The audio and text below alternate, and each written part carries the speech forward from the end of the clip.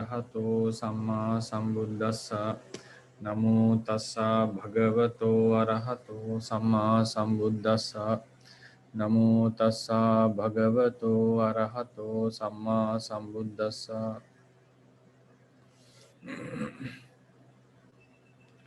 So today we are going to discuss about the Gatha of the Upasaka Sutta. Last time we did the Sakkara Sutta. So now we have Upasaka Sutta. So that Upasaka Sutta is it's also quite not very long sutta. If you remember, one Upasaka approached the Buddha after some time, and then Buddha asked why he didn't come for such long time. So therefore, and then he said that he was quite busy with some work. So then Buddha praised the bliss of not being devoid of work and so forth. Right? So this is the sutta. I hope you can see this sutta. So this I'll just quickly go through the sutta to save some time. Evam me suttang ekan samayam bhagava savatyang viharati jetavane anathapindikasaram. One time the Buddha was living in Jetavana near Savatthi. Tena kopana samena anyataro ichalan nangalaku upasako savatting anupatto hoti kenchi deva karaniyena. At that time, a certain upasaka from the village Ichanangalaka came to Savatthi due to some duty. So Atakoso Upasako Savatting Tankaraniyang Tiretva, having finished his work in Savatthi, Yena Bhagava Tenupasankami, he approached the Buddha. Then Upasankamitva Bhagavantang Abhivaditva Ekamantan Nisidi. So having approached the Buddha, he sat beside. Ekamantan Nisinnanko Tang Upasakam Bhagava Etadavocha. So the blessed one said this to the Upasaka who was sitting beside. Chirasanko Vata Chirasanko Tang Upasaka Imang Pariyaya Makasi Yadidang Idagamanai. So we normally literally translate this that you did this course of coming here after some time. It means you came here long after some time. It means we didn't see you for a long time. Then Chirapatikaham Bhante Bhagavantam Dasanaya Upasankamitu Kamo. So I was desirous to, for since long time, I was desirous to approach the Buddha, right? Desirous to approach the Buddha. Apichahang kehichi kichakaraniyehi byavato. But I was involved in these and those duties. I had a lot of various duties, like I was busy. Evahang nasakking Bhagavantang dasanaya upasankamitu. Thus I was not able to approach the Buddha, to meet the Buddha. Then blessed one uttered this verse, Sukhang vatatassa nahoti kinchi sankhata dhammassa bahusutassa sakinchanam passa vihanyamanang jano janasmin patibandha rupo. So this is the summary of this sutta. So now we go to understand the Gatha. So Gatha, sorry, I didn't share the screen. This one, okay. So this is the Gatha. Sukhang vata tassa nahoti kinchi sankhata dhammassa bahusutassa sakinchanam passa vihanyamanang jano janasmin patibandha rupo. Right? So how to understand the Gatha? Yassa kinchi nahoti tassa sankhata dhammassa bahusutassa sukhang vata hoti. This is one sentence. Jano janasmin patibandha rupo utva vihanyati twang tang sakinchanang janang vihanyamanang passa. So this is how we try to understand this Gatha put into a simple formation. So anyone is volunteer to translate this Gatha? I will go to the vocabulary also one time. Bahusuta means one who have attained the supramundane attainments. I shall explain this word in detail. Jana, people, but here it's been used in the singular form. Kinchi, something which is grasped as mine. So there are some points to be explained regarding this. There are some information in the commentary how to understand the Gatha. Passati, to see. Patibandha Rupa means bound in others, considering he or she is mine. Literary meaning who has the nature of being bound with others, considering them as him or her, his or her. Sorry.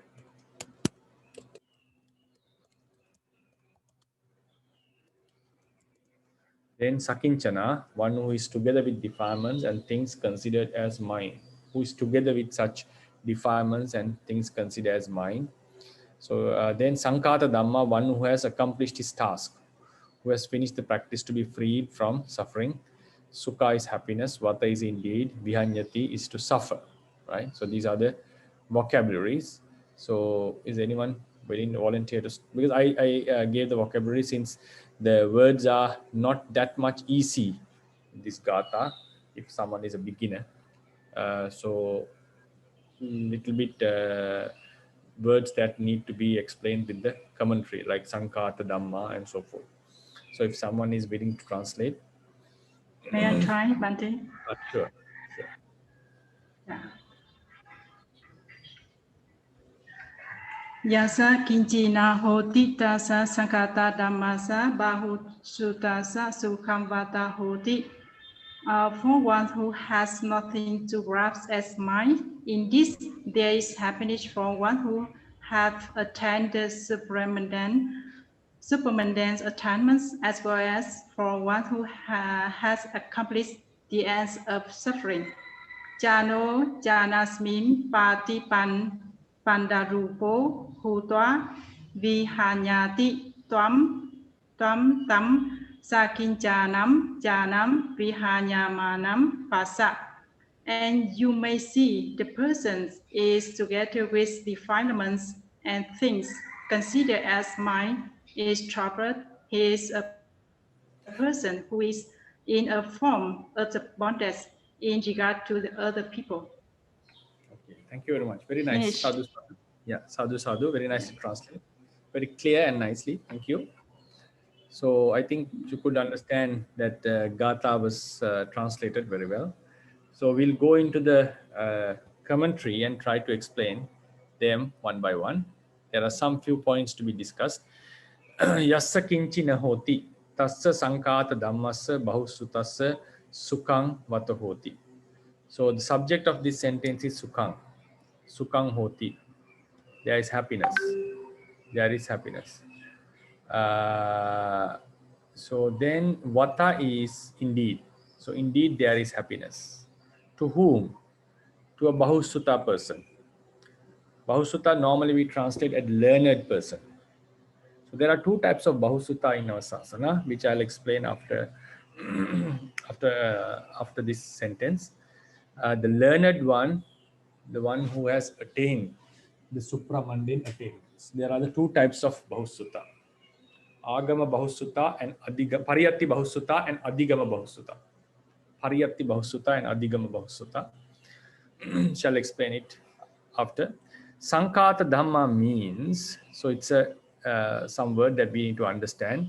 One who has accomplished his task, one who has finished the practice to be free from suffering. So one who has done the task, finished the task. So maybe this comes from Sankata, like the root can be kar, to do. Because of the sons, this has become Kate. Like for example, Sanskrita in Sanskrit become Sankatha in Pali. But it's like, for instance, if you go grammatically, philologically, because normally the kar is the root. The root is kar, to do.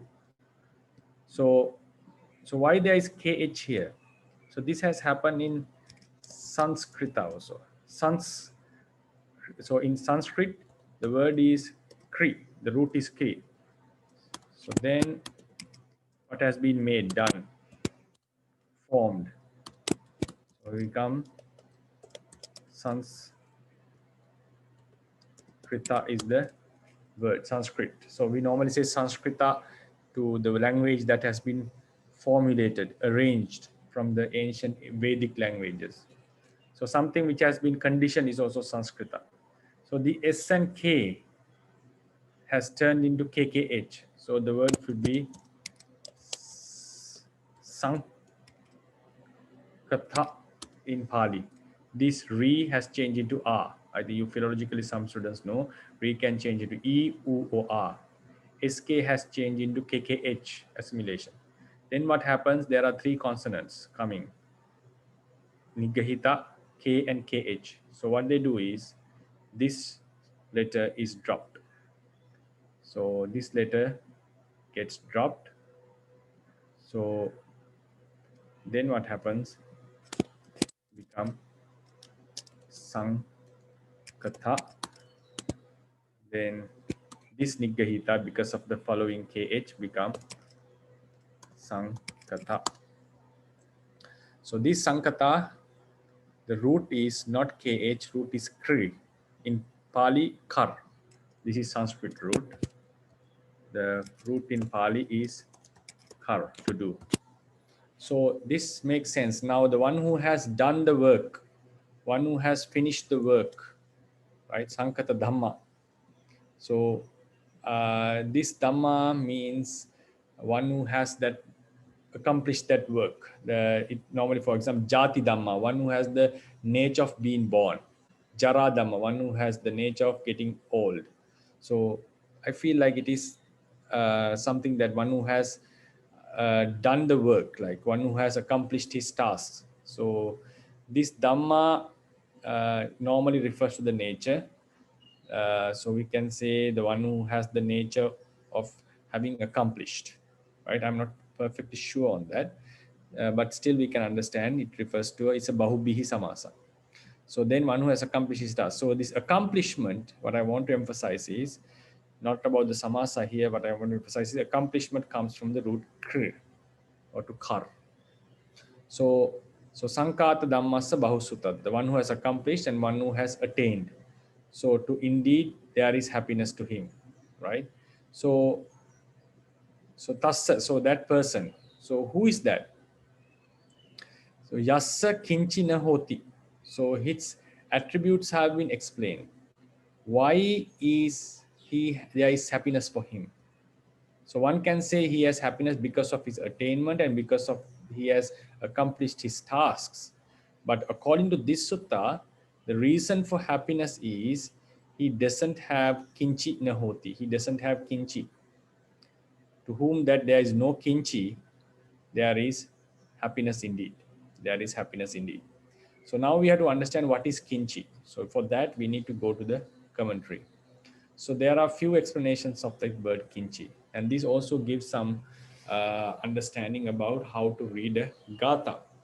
So according to this first, yassa puggalassa kinchi. So what is this kinchi?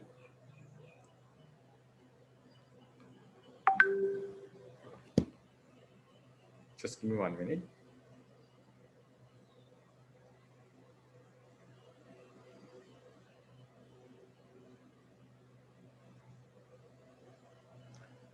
So this kinchi explains that rupadisu ekavattumpi mametanti tanhaya pariggahita bhavena nahoti nattina vijjati. So he doesn't have any of the realities, mundane realities, something like rupa, vedana, or whatever. He doesn't have any of them. What does it mean? It doesn't mean that he doesn't possess anything. It means there is no thing that he has considered. Pariggahita means he has held in mind. He has grasped in the mind, considering this is mine. So if we consider something as mine, this means he has kinchi. According to this, he has kinchi. According to this, if sometimes someone has grasped something as mine, so he doesn't have such a thing among all the rupa, vedana, sanya, sankara. So he doesn't have any reality which has been considered as mine. So here kinchi means any of the realities which have been considered as mine. So that is one explanation. any reality which has been considered as mind. So for such a person, for sure, he is happy. Some would say nahosi, so then become na ahosi, right? So tassa atita kala vesena atto veditabbo. So then now this is one explanation. So some say kechipana nahoti kinchiti padassa. So here kinchi means anything, any rupa, whatever thing that has not been considered as mind, but that has been considered as mind is kinchi. So he doesn't have them. Then the second explanation is kechi pana nahoti kinchiti padassa ragadi kinchanang yassa nahoti ti attang vanneti. Attang vanneti means some explains the meaning, right? Vanneti here means explains. Vannana, vanneti. Explanation is vannana. Vanneti is to give explanation. Ragadi kinchanang yassa nahoti ti. So here, according to the first explanation, he doesn't have anything that has been considered as mind. Here, some says he doesn't have any raga, any defilement, which are called kinchana. So here, kinchi is equal to kinchana. So another explanation, like some teachers taught, kinchi is equal to kinchana. So kinchana is, according to the commentary of the Samyutta Nikaya, it says raga having arises disturbs or oppresses or suppresses or torments the, especially it obstructs the person. It's palibundati, it obstructs, or maddati, it suppresses, or it gives a lot of troubles to the person. So in the commentary it says kinchati iti kinchana. So there's a new formation, a word kinchati iti.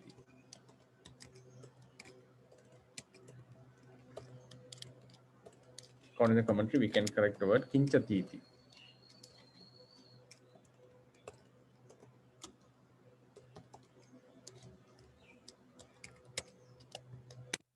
Kinchati iti kinchana means raga and so forth, the defilements are called kinchana because they oppress or disturb the person.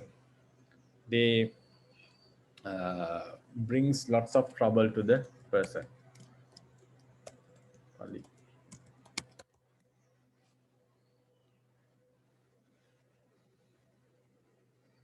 So therefore the raga are considered as kinchana, which is equal to kinchi.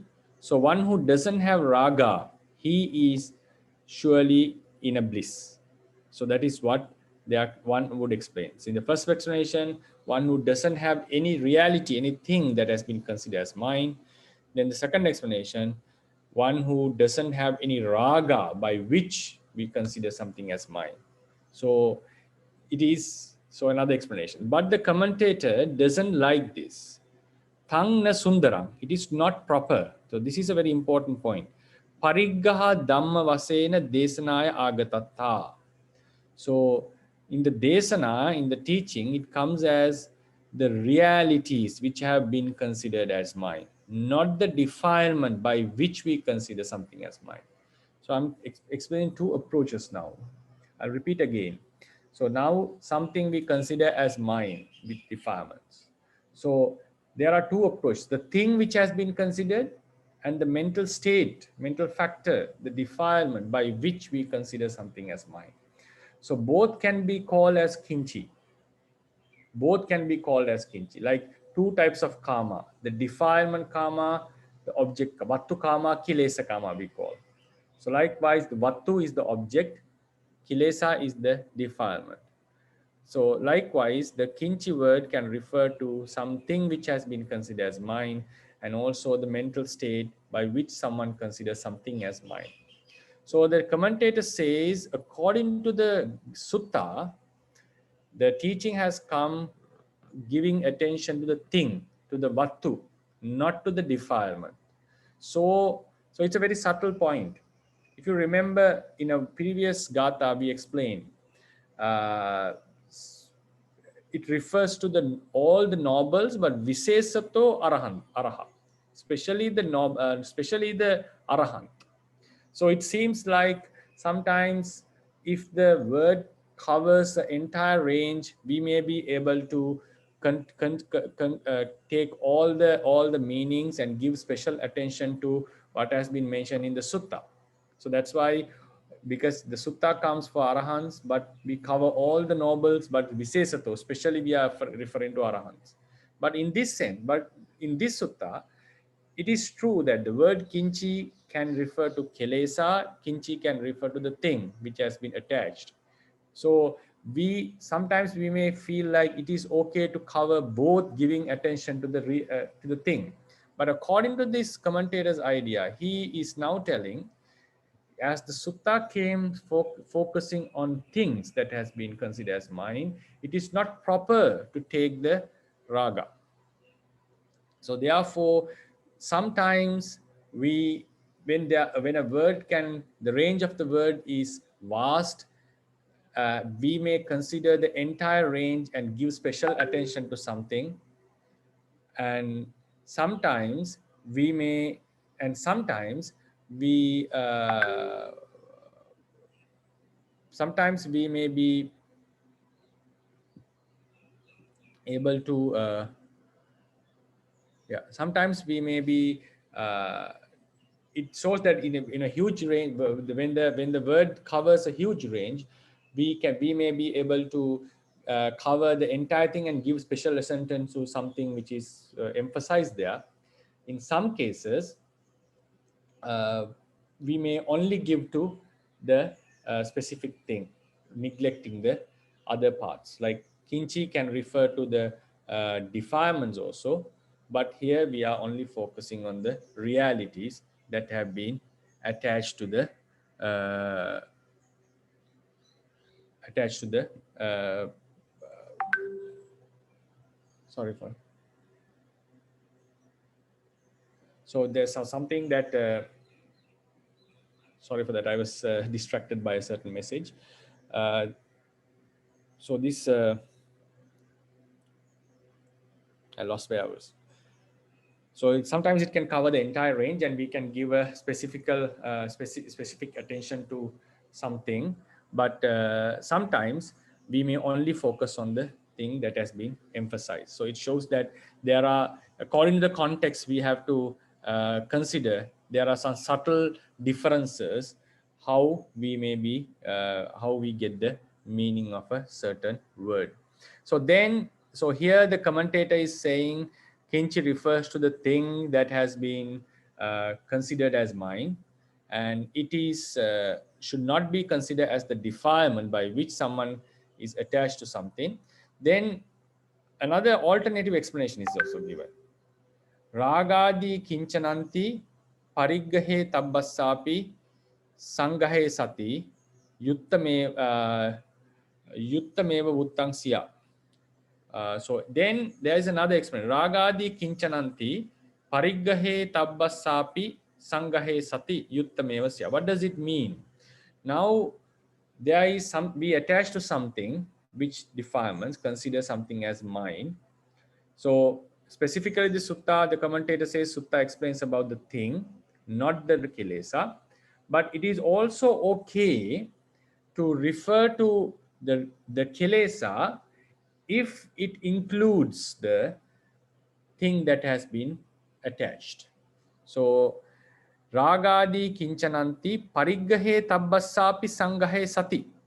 So when the object that has been considered as mine is also included, the taking kinchana or kinchi as raga is also yuttameva vuttangsya. So it is also possible. So therefore, if we focus only on raga, the commentator says it's not good. We have to consider the thing that has been attached. But if someone consider the raga together with the thing that has been attached, that that is vuttangsya. It is also possible to consider that. Then the third alternative. Then so one is the thing, but we don't, according to the tradition, we don't take the kilesa only. Then if you take the kilesa, we have to take it together with the object that has been attached. So then another explanation. Atava yassa puggalassa kinchi appampi kinchanang palibodha jatang ragadi kinchana abhavato eva nohoti. Another explanation is kincha is palibodha jatang. It's some kind of obstacle, some kind of duty. So kinchi referred to the thing that has been attached. Kinchi referred to the defilement by which someone attached, or sometimes we can refer to the defilement together with the thing. The next explanation is kinchi refers to a certain duty or a responsibility, palibodha jatang, that obstructs our practice, that we are supposed to do certain things. So kinchi appampi kinchanang palibodha jatang. So something that is like a duty. Why it is absent to him? Because ragadi kinchana bhavato eva nahoti. So he doesn't have any of the duties because the absence of raga and so forth. Tan tassa akinchanang sukassa pache bhavato sukang vata. So then that absence of such duties, responsibilities is considered as happiness.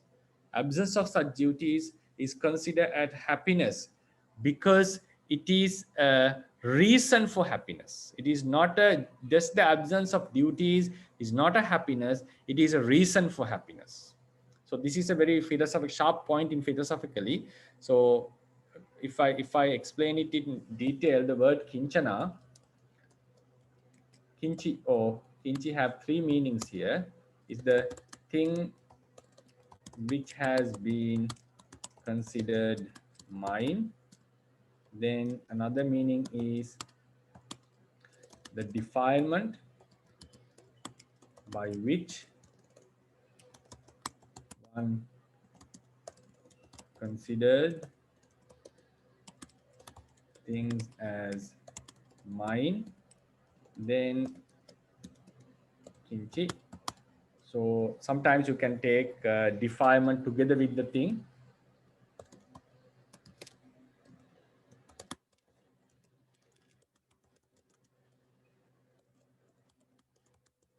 Right? This is a mixture. Then kinchi refers to like duties or responsibilities that obstructs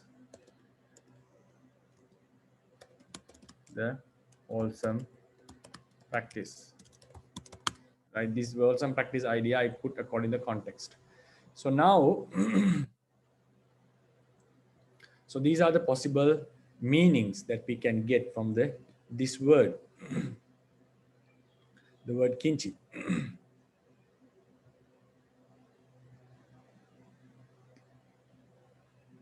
Right? So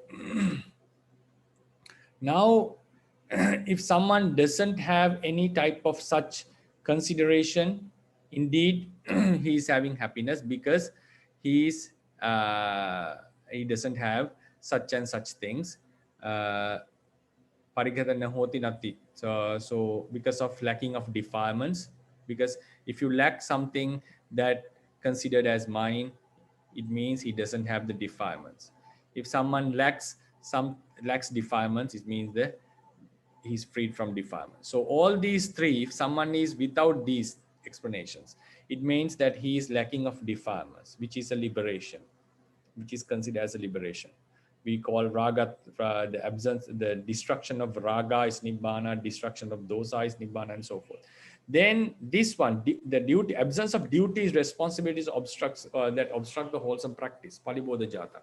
So absence of these are not considered as a direct happiness, because absence of kilesa, like the eradicated kilesa, is considered as the nibbana normally in the Theravada tradition. So it's one way how we explain the nibbana. Then absence of these duties are not considered as a direct happiness. It is a reason for happiness. It is reason for happiness. But this point, there is a contradiction among the Theravadin, the teachers like Lady Sayadaw, like some other scholars. They consider the absence of duties is also a certain liberal state, liberation. That is, which is called Sammuti Nibbana, which is not seems like which is not accepted by certain commentators, because the absence of, like, the suppression of defilements like tadanga prahana, tadanga nibbana is expressed by teachers like Lady Sayadaw and teachers like Chandavivula Mahatera. But Lady Sayadaw once mentioned, it has been, I still couldn't find that point. He mentioned in Visuddhimagga, this Tadanga Nibbana is not considered as a reality. So there is some contradiction between the Theravadians about this, these kind of Sammuti Nibbana, Tadanga Nibbana, and so forth. As I didn't find any specific reference, that I don't remember any specific precedent which refutes such ideas. But Lady Sayadaw mentions it has been refuted, it has been put down in the Visuddhimagga, but he still advocates it and he says there are such states. So according to this commentary, the absence of such obstacles is considered not as a direct happiness, it is a cause for happiness. Sukassa pacchaya bhavato sukang vatang. Aho sukanti atto. So it is a real happiness because of the absence of these duties. That is how I understand this point. Then kassapana nohoti kinchana. Then what happens? To whom these kinchanas are absent? So we discuss sankata dhammassa bahusutassa, to that one who has accomplished the task, and one who is learned. Bahusuta is the one who has learned or one who has attained. So here, according to this context, it refers to the person who has attained. Sankata dhammassa bahusutassati yo chatohi magga sankahi solasa kicca nippattiya chatohipi magga sankahi solasa kicca nippattiya sankata dhammo katakiccho, who has accomplished the task with the 4 paths. Tato eva pativeda bahusachena bahusuto. So one who has accomplished the task, one who has become arahant, and one who is bahusuta means there are 2 types of bahusuta. We have pariyatti bahusuta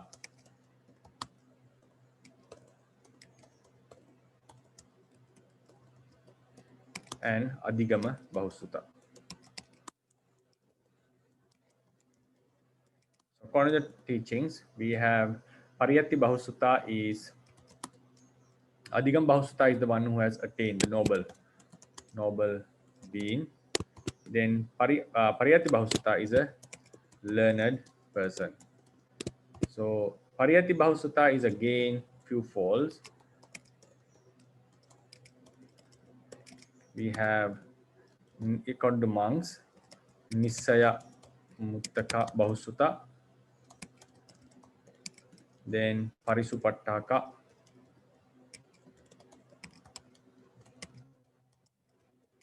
then Bhikkhuni Ovadaka,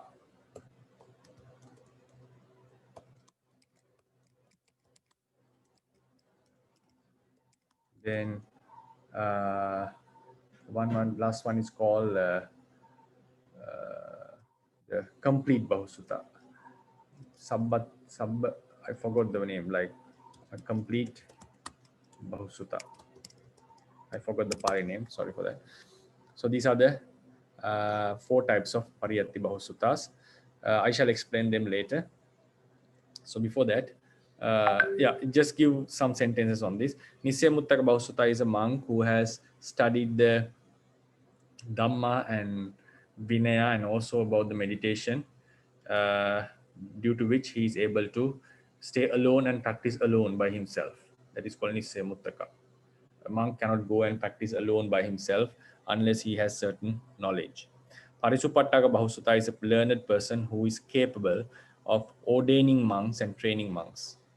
Then Bhikkhunovadaka Bahusuta is a monk who has much higher learnedness than the above 2, and who can be given the title to expound or to admonish bhikkhunis as a monk.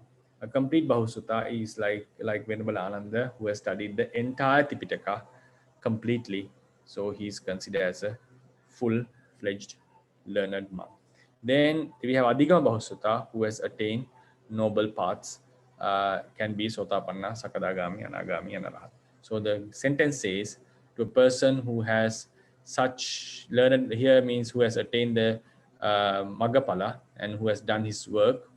There is no kinchi to him. To a person who has no kinchi, like he doesn't have anything that has been grasped as mind. He doesn't have defilements together with the things that have been grasped by mind, and he doesn't have such duties which are caused by defilements. So he is indeed in a great bliss. So who that person, he has finished his task, and also he has attained the higher noble attainments, right? He has attained the higher noble attainments. So yeah, so I think we'll try to finish the Gatha. It's one more line. So Jano Janasming Patibanda Rupo Hutva Vihanyati. So the people here is a plural meaning, singular tense, singular verb form.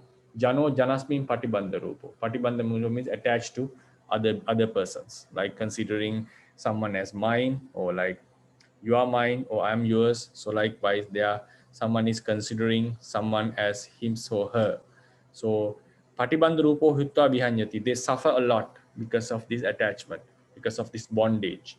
Then Twang Tang Sakinchanang Janang Vihanyamanam Passa. So here Jano Vihanyati, this is the subject of this sentence. Then this subject has become the object in the next sentence. I think we found this in many suttas, few suttas when we were reading the Udana. So now the Twang, you, has become the subject. So Jano Vihanyati has become the object. So what happens? These verbs const into a present participle or a past participle. And this nominative case change into accusative case, and this verb changing into a present participle and also goes into accusative case. Twang tang sakinchanan janang vihanyamanam passa. So you see those people, janang vihanyamanam, see those people who are suffering. Then these people have been also explained with the modified sakinchana, together with the defilements and also together with the things that have been considered as mind. And also the commentary says this tongue doesn't mean to the devotee. So Buddha says, sattha dhamma sangvega patto satta attono chittang vadati. He's telling to himself.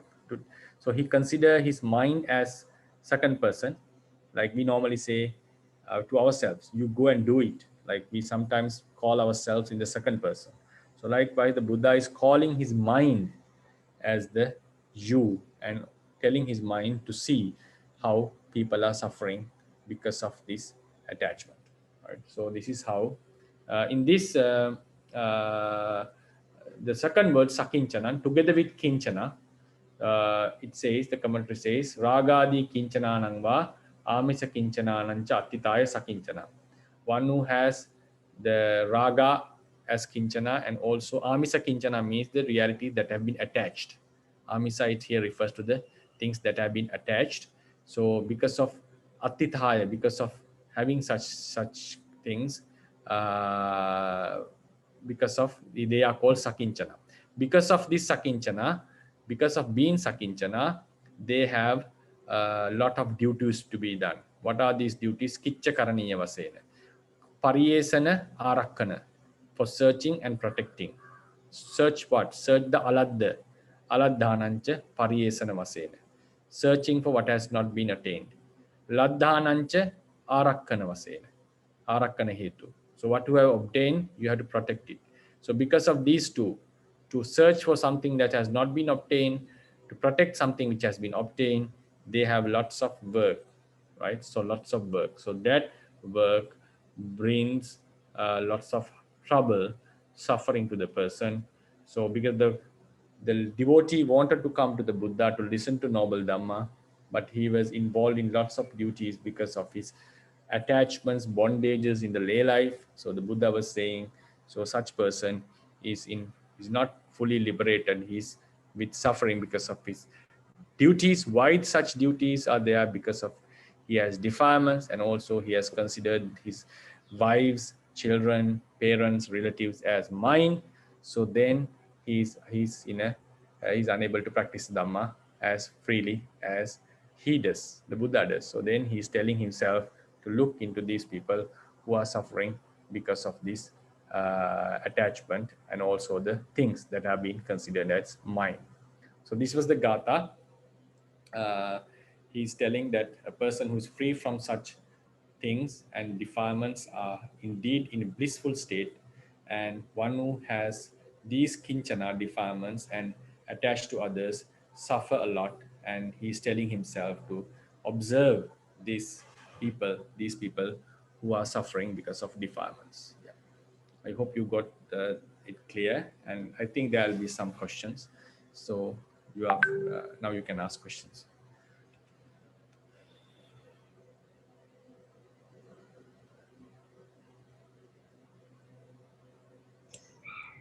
So Bande, I think they according. Hello, Bande. Okay. Yeah, I think according to the Athagatha, I already shared in our group. So it means Pariyati Bahu Sutta and the Pativaita Bahu Sutta. Okay. And the So, Pariyati, the Pariyati, they are Nisaya Mujanaga and the Parisupataka and the Bhikkhu Novadaga and the Sapataka Bahu Sutta. yeah, Sabbataka, sorry. Thank you for that.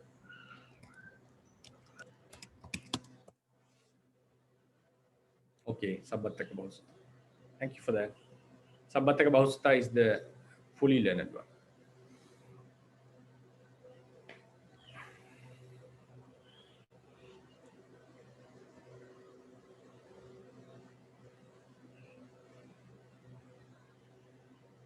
Is there any questions on it?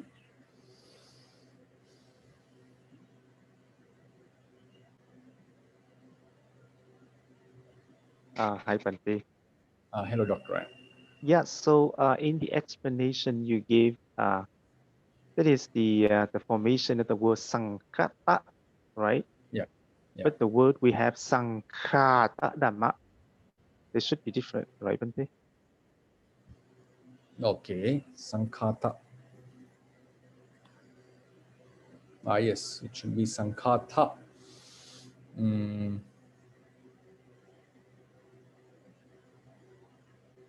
Yeah, true.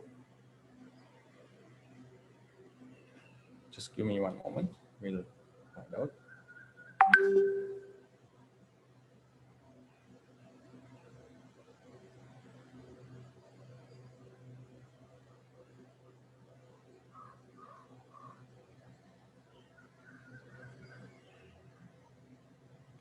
Says Vidita Dhamma, Tulita Dhamma.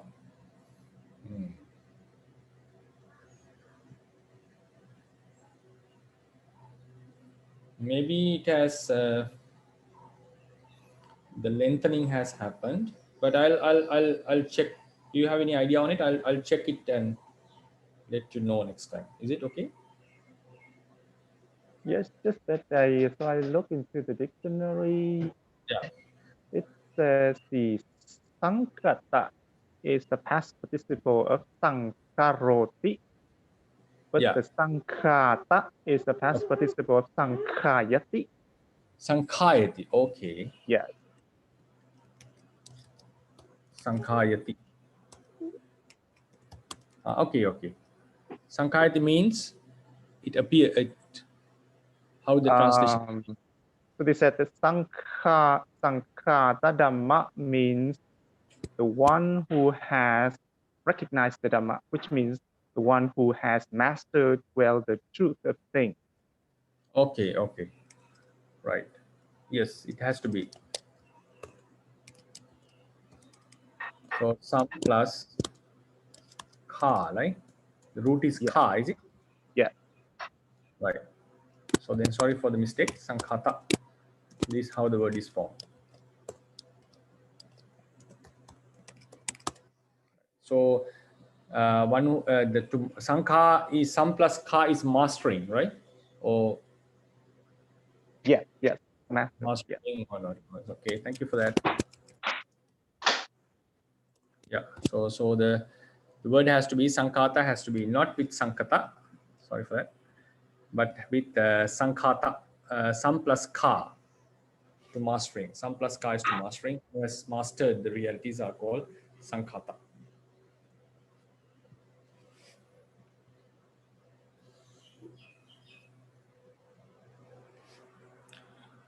Any questions on this?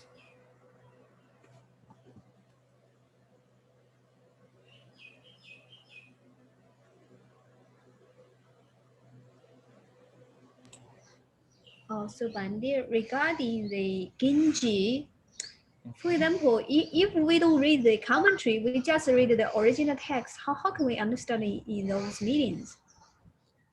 That is why the commentary is useful. So then there has been, that's why we would understand that yeah, the simple answer is that's why a tradition needs an explanation, because the thing is so I always also go back to my courses like the fundamentals. So this shows that there were certain fundamentals of how to elaborate the words, how to elaborate the meanings of certain words. So the commentators were aware of this, and so they were able to bring the meanings. So it shows that there was some living knowledge among the teachers, among the monks, of how to explain this. So that knowledge is not only based on Abhidhamma. Abhidhamma plays a huge role in it. Some try to feel that Abhidhamma, the sutta is based only on Abhidhamma. Yeah, Abhidhamma philosophy, it is based on the Abhidhamma philosophy. It doesn't contradict with the Abhidhamma philosophy. But there is some other knowledge which even goes beyond the Abhidhamma, and which has acted as the base, even like base for all the teachings. So that's what the commentators and sub-commentators have done. They have explained us how are the possible ways to get a meaning of a certain sutta. So it is at the moment we are unable to get the entire structure of the fundamentals. What we are doing is, based on the fundamentals, we have got the commentaries and the Tipitaka has been explained. So based on that, we plunge back in and try to formulate the fundamentals. So that is true. So the sutta is something that has been formulated on a certain basis. So without that basic knowledge, it's very difficult to understand. So there is a one teacher in Sri Lanka who gave a very nice example. There was a doctor, and that doctor has cured lots of patients. So doctor has given medicine according to the disease or the problem of the patient. So he has prescriptions given to various patients. So if someone tries to collect these prescriptions and try to understand the Dhamma, it is not how to try to understand the knowledge of the doctor. It is not an easy thing. It is really a daunting task. Like you are going to collect the prescriptions and try to understand the teaching, because the prescription only tells things that are specifically to the person. So that teacher is saying suttas are like the prescriptions given to particular patients, because the one sutta was aimed for a liberation of a certain person, certain being, or a group of beings. It doesn't cover the entire knowledge of the Buddha. So Abhidhamma is like, personally, I feel there is the knowledge is beyond even beyond Abhidhamma. That's my personal idea. If we can say the most of the parts of the sutta is based, or we can say the entire philosophy of Buddhism is it matches with the Abhidhamma. The Abhidhamma represents the basic philosophy of the Buddhist teachings. So if we want to understand the real knowledge of the Buddha, we have to go into the base and try to get the essence. Then we are able to elaborate the teachings in various ways.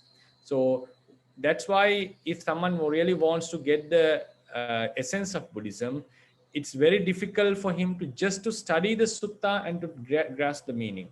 We have to go into the depths and find out what is the basis of this sutta. So therefore, Abhidhamma is a certain basis. There was a knowledge that was even didn't like beyond Abhidhamma among the monks. That is why we see that this kind of explanations given in the commentaries. Their knowledge was based on such a knowledge. So as you asked the question, it is true, because now it has been 2,500 years have been passed. The same thing would have happened in ancient Sri Lanka when the commentaries were written. Some would have asked, because teachers would have taught this, not there were no books, maybe they would have taught this is how we get the meaning. So then they would have asked the same question, how do we know? Just listen to sutta, how do we know such things? So the answer would have been, this is the basic knowledge for suttas. So therefore, when we study the Buddhism, it is very important that we try to get the basic teachings, the basic fundamental layer of the Buddhist teachings. So then we are able to understand the suttas and explain the suttas in various ways. So as students, when we come from the suttas, yes, as you are correct, we have studied Pali and we have studied the suttas. When we study sutta, we find how can we get such meaning, because we don't know how why the tradition explains so. So the point is, they had a different knowledge, like they knew the basic knowledge of the teachings. So that's why we feel so. It's because I feel, you see, when we read the original text, the grammar and everything looks easy to understand, but when we come to the commentary, it is very complicated. And I would say it's the other way around, right? Okay. Yes, go on. And I think during Buddha's time, even just when the Buddha entered Nirvana, I think at that moment, we don't have those so complicated explanations, right? I think I would give a counter argument on this. If you look into this sutta, Majje Sutta, I think I have mentioned this once. This Yeah, Sutta I Majje. read that one. So this Majje Sutta explains that there was some knowledge that was not, you cannot just get that knowledge in the sutta itself. Because the sutta was given about the two extremes and a Majje, 2 points and a Majje. So it has been elaborated in various ways by different teachers. And the Buddha said all the 5 different explanations are correct. So I feel like there was some basic knowledge on it. So the commentators have not invented a new tradition, personally to my understanding. It shows that there was a fundamental teachings, the basis, which was the base of the Buddhist teachings, and suttas were constructed on them. So it's like I would tell it in the other way around, not like I have listened to this, like it's easy to understand the suttas, but the commentaries makes us confused. But I would say in a Theravada standpoint, that commentaries and the Abhidhamma and all these represent the basic knowledge of the Buddha, and based on this knowledge, the suttas were constructed. I would call like that, because there should be a basis for him to construct the suttas. So that's how I feel about it. How about any other comments on this?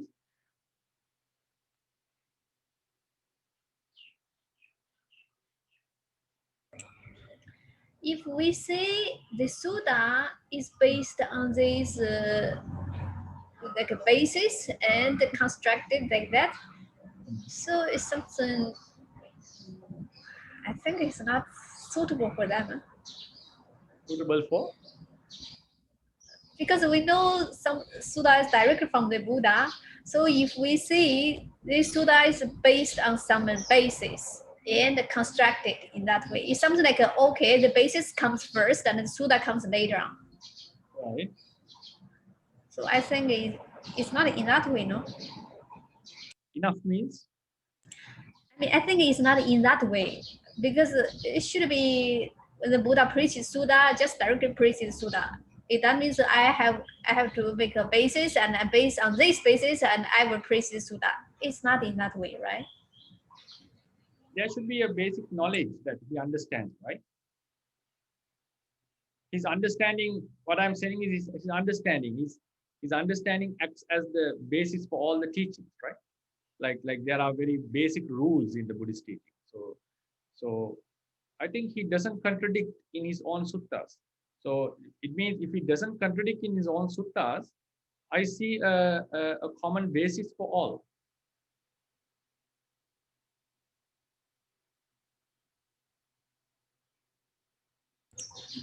Okay, thank you, Bande.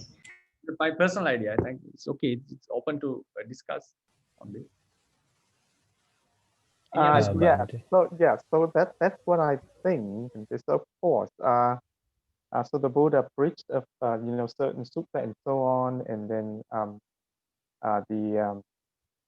the people at the later time, then they study all, and then they extracted all of the what we call the fundamental out.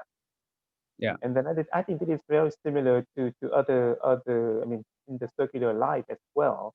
So when, for example, when we talk about science or things, we do have some certain fundamental, and we build everything on top of that.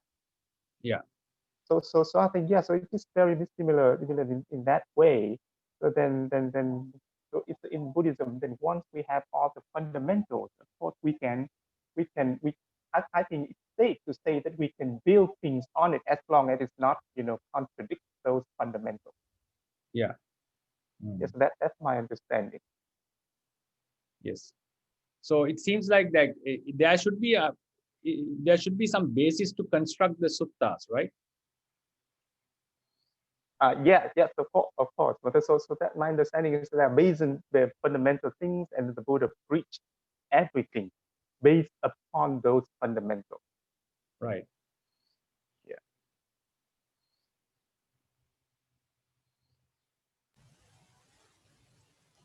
Someone else was going to talk. Bhante, I have questions, Bhante.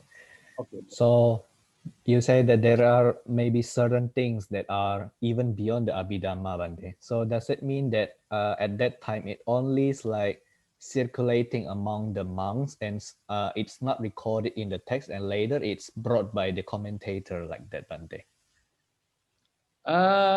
It's like this. That's why I even didn't term my courses as Abhidhamma, because I feel Abhidhamma, when we say Abhidhamma, it refers to 7 books. But there is some information, there is some knowledge that are not found in the Abhidhamma Pitaka. But the basic philosophy of ultimacy, basic philosophy of conditionality, these things cannot be broken in any knowledge of the Buddhism. That is these are very basic fundamental, the 4 noble truths, the rebirth, and because of the defilement, the craving, suffering happens. All these things are like the very basic of the teachings. But when we say Abhidhamma, normally the people think about the 7 books of Abhidhamma.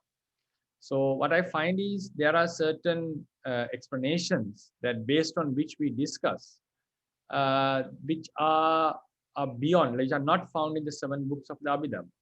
It is true that some fundamentals have been constructed later. That is for sure. Some have been constructed later, and some have been starting from the Buddha himself. So in my research on this, what I explained was there are 4 bases for the fundamentals. One is the Buddha's knowledge, and then the next is the Buddha's teachings.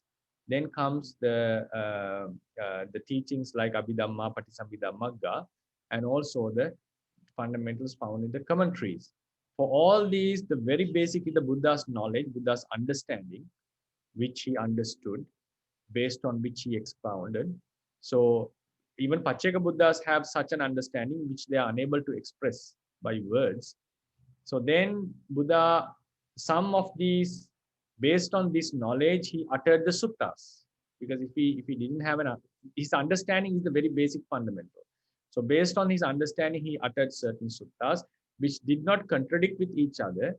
And when they are consistent with each other, we can understand that so a person is able to formulate that these are based on certain basic common grounds. That's why all the suttas doesn't contradict with each other.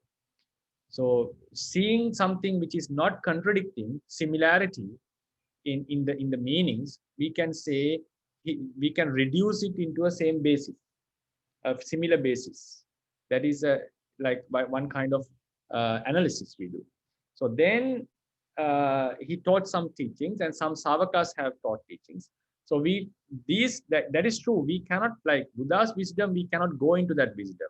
So some of how do we find this wisdom? Based on the teaching that he has given. That is true, that we cannot go into his wisdom and see the suttas. What he has taught was through the suttas we find his basis. Then we find some teachings found in Abhidhamma books like Patisambhida Magga. I separately explain them because there are certain arguments on this, like whether the Abhidhamma was constructed later or from the Buddha's time. I didn't want to go into these arguments, so I separately kept them as a separate point, separate source, because they have some distinct characteristics. So then we come to this fourth source, the commentarial source. This commentarial source, Abhidhamma, fundamentals of the commentaries, are again fourfold. Some information have started from the Buddha. Some fundamentals have been started from the Buddha. So what is these fundamentals? So these are called, the Buddha had discussions with monks. Buddha also preached some teaching called Samukhansika Desana, which was not recorded in the Tipitaka. According to Theravadians, most of the teachings that he preached are not recorded. Most of the teachings, like the teaching that was given to Yasa, teachings that were given to Bhaddavagya, so such teachings which were very long, detailed, it says even Ananda cannot memorize them. So like very detailed teachings of the Buddha, most of them are not recorded in the Tipitaka. So such teachings were kept among the monks who like they knew the thing they say, the tradition says no one can memorize those teachings as they are. So the knowledge was there, knowledge was preserved, not in the same form as the Buddha has preached. So that was the basic knowledge was for commentaries. Like a monk goes to the Buddha and discusses, well, how should I understand this? If it was a formal meeting, it would have been recorded. And if it was informed to Venerable Ananda, it would have been recorded. But there can be some casual meetings, some discussions. So these things are not recorded in the Buddhist Tipitaka. So monks had some, so with these teachings, the Buddhas, there was some knowledge among the monks which are not recorded in the Tipitaka, so we cannot know them. So that is why the lineage is very important. There was some extra knowledge other than the Tipitaka, how to understand the meanings. So it's our Theravada tradition says these are called Pakinnaka Desana. Pakinnaka Desana means teachings that were not recorded as Tipitaka, but circulated among monks. Circulated among monks based on the discussions, encounters they had, personal encounters they had with the Buddha. So this Pakinnaka Desana was the basis for the commentaries.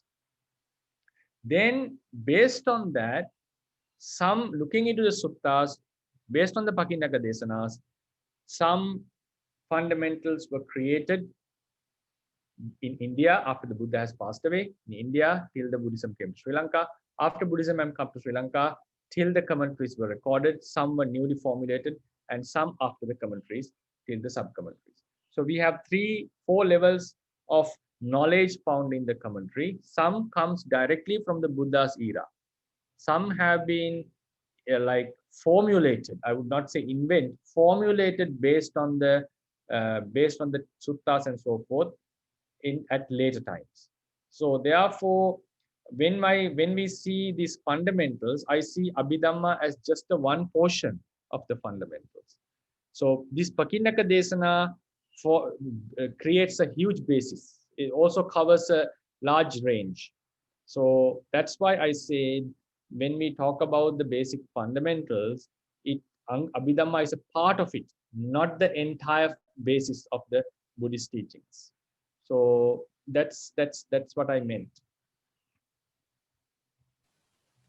Okay, Bante. And also, Bante, like, so normally we will say that if we rank the books, Bante, like the Mula is the highest, and then come commentary, and then Tika, Bante. But since But since we can see that there are certain fundamentals that are really important, so is it appropriate for us to say like that, Bante, that commentary is lower than Mula and then Tika is lower than Atakata, like that, Bante? Should they be like, can we consider them as like almost equal like that, Bante?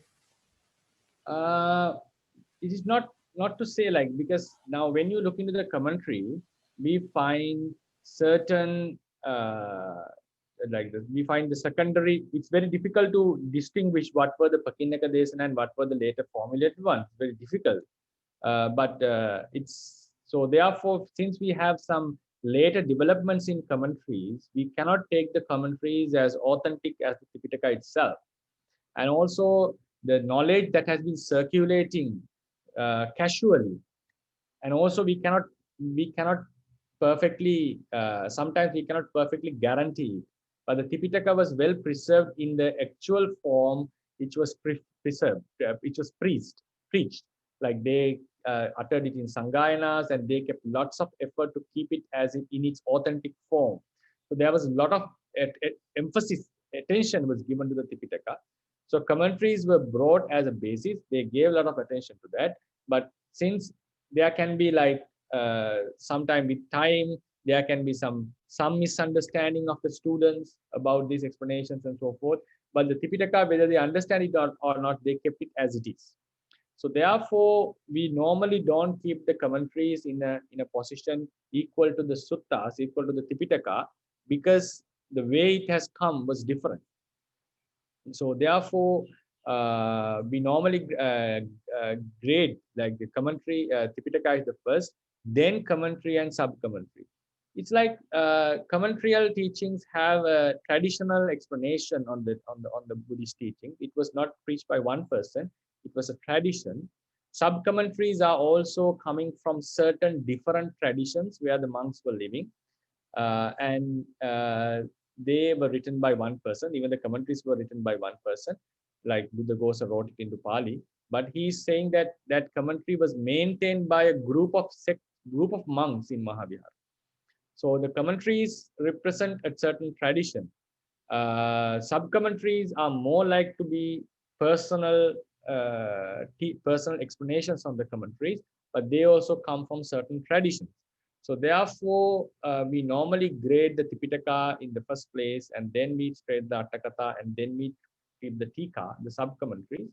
That is how, because when we look into that, Tipitaka was well preserved by the monks, entire monks.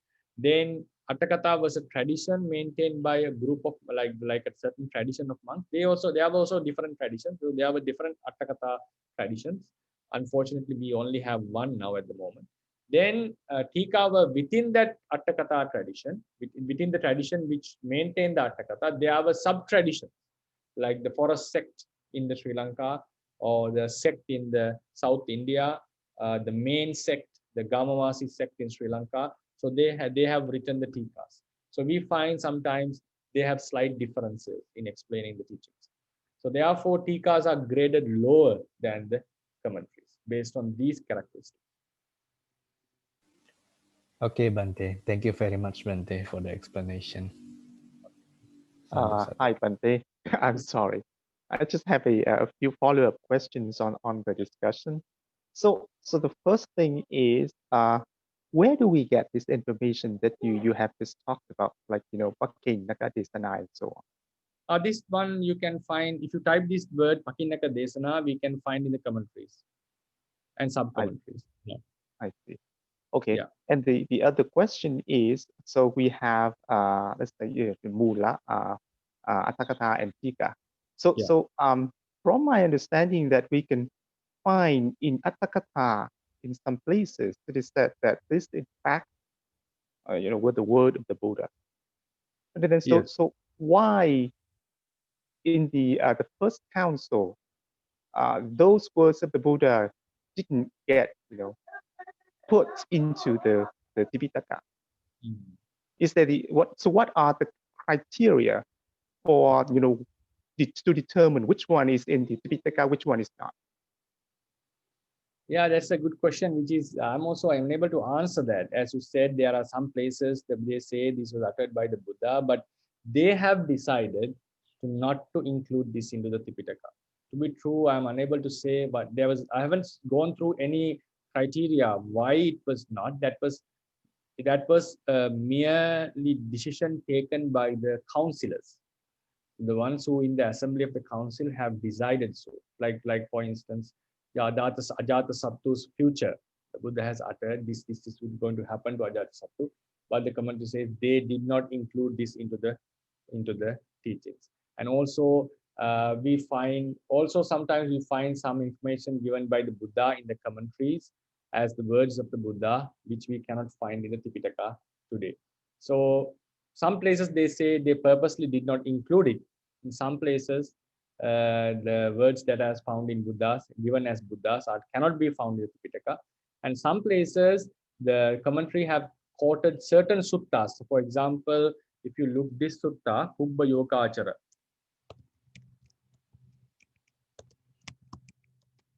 The Kubba Yogavachara Sutta. If you type this word, you will get a commentarial reference, but not a Tipitaka reference. So Kubba Yogachara Sutta, the Buddha says this is how much long you have to practice to be a Buddha, Pacceka Buddha, Aggasavaka, Mahasavaka, mother, father, son of a Buddha, and be the first attendant. But this information is only found in the commentary. Personally, when I read the commentary, I feel like it is not the style of the sutta. I don't know whether it's a later addition or something, but the commentary says this was uttered by the Buddha to the Venerable Ananda, but you cannot find this sutta today. And there is also a sutta called, when we look into the Avijja and Tanha as the main causes for the wandering of samsara. So Buddha in one sutta has mentioned Ditti, Bhavaditti as also a main reason. Avijja, Bhavatanha, and Bhavaditti.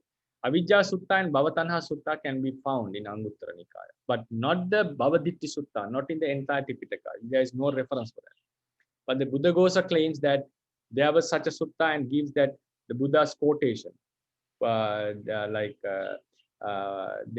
is not found in like the Bhavaditti. We cannot say the Bhavaditti began in such place, like the same he said to Avijja and Bhavatana. So likewise, there are such things. So as for your question, I think personally, I think that was a decision made by the commentators themselves. And also Venerable Ananda Metteya suggests that. Now, for instance, there was now the Buddha's life story, like the Bodhisattva's life story. Now we have, as Theravadians, we have very, very less information about the Bodhisattva's lay life. It's very less information, very few. Some are taken from the suttas and some are taken from the commentaries. But if you look into the other traditions, Buddhist traditions, we find lots of information given of the Bodhisattva's life. Some are really like with miracles, but there are certain, now instance, according to some tradition, there was an elephant, because according to our traditions, we normally say Bodhisattva had the merits to become a Chakravarti king. So normally a Chakravarti king, Chakravarti universal monarch, according to the Buddha's teaching, the sutta itself normally has a special horse and also a special elephant. So there is the elephant, the horse was Kantaka, we can say. Elephant was missing. So we don't have a story about an elephant belonging to the Bodhisattva. He had a special wife, Yasodhara, and son, and all these. And they were like the ministers would have been like close ones. But there's missing of elephant. So one Buddhist tradition suggests that the elephant was there and it was killed by Devadatta in one occasion. So then the Venerable Ananda Metteya says that Theravada Buddhists have omitted. He says purposefully they have omitted the information. That was very important information, the life of the Bodhisattva. They have not taken them because they were like explaining about the sensual things. Sensual means it's about the lay life. So he says, so when he writes about the Buddha's life story in Sinhalese, he took lots of information from other Buddhist sects and included them. And his opinion is they considered that is not very useful for the Theravadians. So he suggests that he thinks that that information was preserved. It has to be, because all the great disciples attained the first council. We know that all the traditions accept this idea. Mahakassapa was there, Ananda, which was a relative of the Buddha, he would have known a lot about the Bodhisattva. But they purposely omitted this part. When the Theravadians were emerging as a different sect, they gave up this part. So that was his opinion about this. They would have decided. And so therefore, there were some criteria, which I'm unable to say why is that. It's a very good question. Maybe they thought like both saying Ajatasattu would become a Pacceka Buddha in future. Maybe it would have lessened the gravity of patricide. Maybe, I'm not sure. We can imagine such things. It would have lessened the gravity of patricide. So maybe to show that, they to keep it like a heavy offense, they just did not put it. So on the other way, someone can argue if they have put it in the Tipitaka, clearly explaining, that is a good remedy for our regret. Even a person who has done the patricide could sometime recover. So we don't need to worry about the things that we have done, as long as we do the good thing. So there are both arguments can be brought. And also another point is, now according to the tradition, we know if someone wants to be a Buddha, he has, after he gets the first proclamation to become a Buddha, like it happened with Dipankara Bodhisattva, Dipankara Buddha. Since then, till he become a Buddha, every Buddha he has to meet, the Bodhisattva has to meet and get the verdict that he will be a Buddha in future. So in our Bodhisattva's life, we have 24 types encounters with previous Buddhas, which were mentioned in the Buddha Vansapali. But when it comes to now, it seems like the Metteyya Buddha is the next Buddha, which was mentioned in the Chakravarti Sihanada Sutta by Buddha himself. Buddha has mentioned this, but there is no evidence, no information about anyone getting proclamations or wordings from our Buddha that this person would become a Buddha so and so. There has to be some encounters. And there is one place in the commentary which explains Kosala, King Kosala did not get the liberation because he has a nature of attaining liberation, attaining parinibbana as a Buddha. There's one word I will if you put this into the question and A, if you are interested, I can give you the reference. I have to, because my friend showed me and we discussed on this matter. There's one wording says King Kosala is destined to attain the liberation as a Buddha, but there is no evidence. So if there were 10 Buddhas to come in the recent future, all of them have to had wordings from our Buddha according to the tradition, but none of them is being mentioned. Only about Maitreya Bodhisattva, and his encounter with the Buddha is not mentioned in the Tipitaka. We can find in something called Anagata Vansa. Anagata Vansa is considered as a part of the Tipitaka, but which is not found in the Tipitaka at the moment. We find it as a separate book. So why didn't they put this in? Maybe if there is lots of Buddhas coming again and again, people may become more negligent. Like even now when the Maitreya Buddha is, we know he is coming. So sometimes we feel, okay, we may do some merits and we'll try to get liberation from his sasana. It's a good thing, but if we see, oh, there are 10, 20 Buddhas are going to come, we see a huge list. We don't feel the urgency of working on sasana. So maybe that's why they didn't put it in. So these are the possible criteria we can imagine, but to be true, I haven't gone through any specific mentioning about reason why didn't they insert it into it. Just they mentioned, they decided, the commentaries and sub-commentaries say they did not recite and preserved it as the Tipitaka, and just they left it as the explanation of the Tipitaka. And that's the only thing that I have so far found about this point. Yes, thank you, Bhante. So, for example, like the Jataka Pali. So in the Jataka Pali, we only see the verses, but then in the Jataka Atakatha, we see a lot of stories, and then so we can reason that. So how if if these stories are not the words of the Buddha, then how can the commentaries know these stories? Because these stories, you have to have the kind of ability of the Buddha in order to look at the past, maybe way, way, way back in the past. So for some commentators, they might be able to see that. So how can they tell the story? So that's kind of strange. Yes, according to the tradition, Jataka commentary is a direct teaching of the Buddha. According to the tradition, the Jataka commentary is a direct teaching, which was not preserved as a Tipitaka, but was maintained as a different tradition. Okay, I see. Okay. Yeah, so that's why, according to the tradition, some teachings are coming directly from the Buddha, especially the Jataka commentary, and also we find Charya Pitaka commentary, which also include the Buddha's teachings, and also Charya Pitaka commentary. But it is also taken from the Jataka, most of the Charya Pitakas.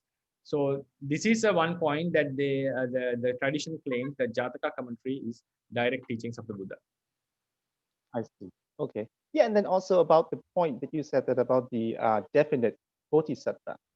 So you said that they only mentioned 10 of them. Then in fact, when I read about that, I'm also a little bit confused. So for example, if a person, there is a person right now who, who aspired to be a bodhisattva, to become a Buddha.